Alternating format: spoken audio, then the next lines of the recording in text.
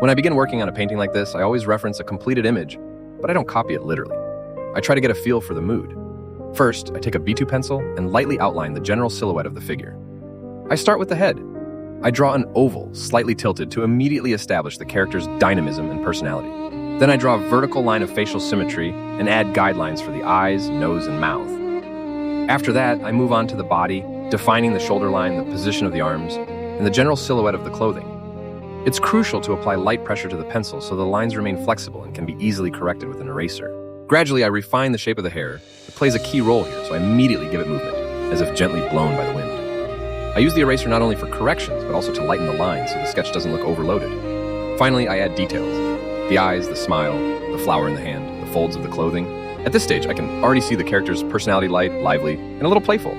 When the sketch is ready, I move on to the most interesting part, color. I work with acrylic paints and use 3 brushes, a large one for the background, a medium one for the clothes and hair, and a fine one for details. First, I start with the clothes.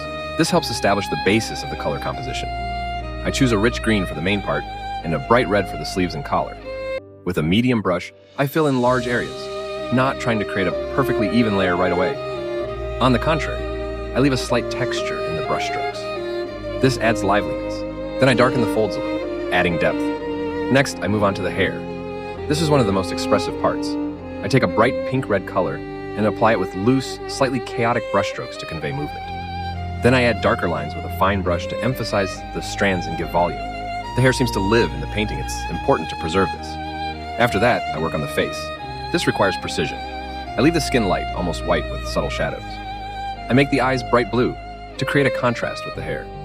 Using a thin brush, I draw the eyelashes, eyebrows, and smile. The smile is a key element. It sets the mood for the entire work, so I pay special attention to it. Then I move on to the background. Using a large brush, I mix cool tones, blue, purple. I apply the paint freely, creating soft transitions.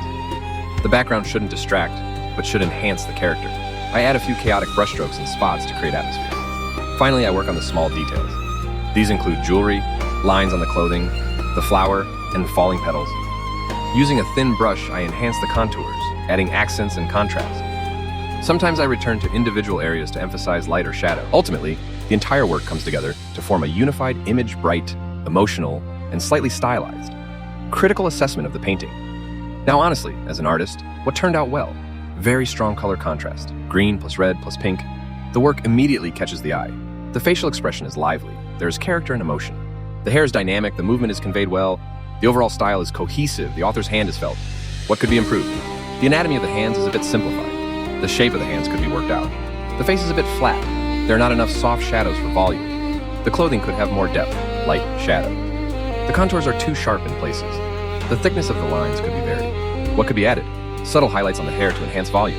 A more complex background, for example, texture or light spots. Details on the clothing, patterns, folds. Style of the painting. It is something between a comic illustration, pop art, and a light anime. Stylized portrait. There is a decorative quality and expression.